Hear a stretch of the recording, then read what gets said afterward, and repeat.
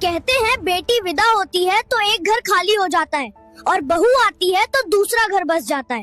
पर हकीकत क्या है? क्यों एक सास कभी माँ नहीं बन पाती? जानते हैं क्यों? क्योंकि ममता का तराजू अक्सर रिश्तों को तोलने में गलती कर देता है। जब अपनी बेटी 1000 गलतियाँ करती है तो माँ का आंचल उसे ढक लेता है।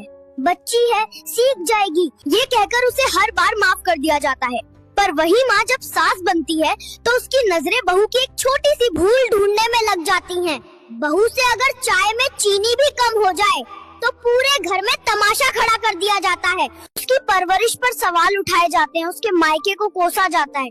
क्यों अपनी बेटी नादान और दूसरे की बेटी चरित्रहीन या बदतमीज हो जाती है। और उस वक्त कलेजा तब फट जाता है जब वो बहू उम्मीद से अपने पति की ओर देखती है। उसे लगता है कि उसका जीवन साथी, पर अफसोस वो पति भी माँ के सम्मान की आड़ में अपनी बेगुनाह पत्नी को ही चुप रहने की सलाह देता है। वो भूल जाता है कि वो औरत अपना पूरा जहान छोड़कर उसके पास आई है।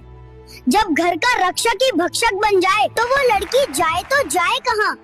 वो बहू रात भर तकिए में मुंह छिपाकर रोती है, फिर सुबह उठकर मुस्कुराते हुए उसी सास के पैर छूती है और उसी पति के लिए चाय बनाती है। वो रिश्ता बचाने के लिए तिल तिल मरती है। याद रखना, किसी की बेटी को इतना मत रुलाना कि उसकी हाय तुम्हारे घर की खुशियाँ ही जला दे। झुकना बुरा नहीं, पर किसी के स्वाभिमान को कुचल देना सबसे बड़ा पाप है। अगर आप भी बच्चे की बात से सहमत हैं तो यस लिखकर पेज को फॉलो कर लीजिए।